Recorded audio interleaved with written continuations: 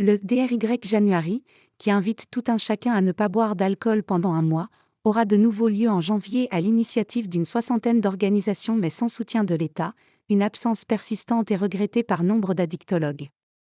Malgré l'absence de soutien de l'État, le Plus Défi de janvier plus, ou Plus DRY January plus se prépare, ont annoncé les organisateurs de cette opération.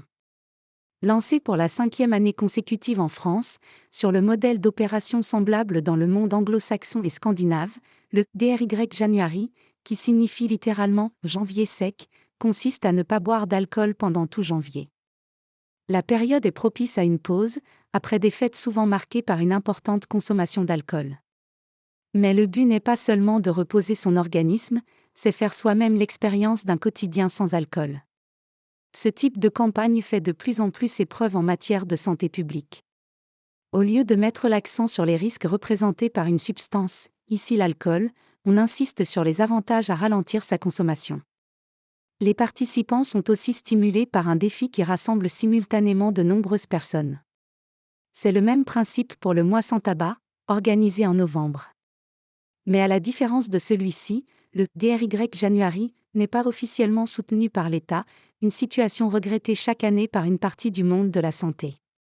Les organisateurs comptent des associations, comme la Ligue contre le cancer, des municipalités, telles Paris ou Lyon, des organisations de médecins et des mutuelles, mais pas l'Agence française de santé publique.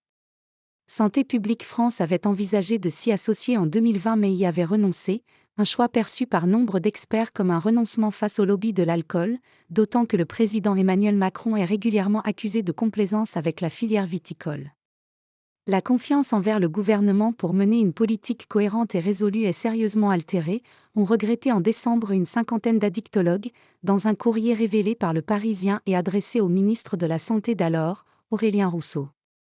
Aurélien Rousseau, qui a depuis démissionné pour désaccord sur la loi immigration, avait ensuite assuré qu'il participerait personnellement au DRY January, mais avait exprimé son scepticisme quant au fait que l'État dise « comment vivre pendant un mois ».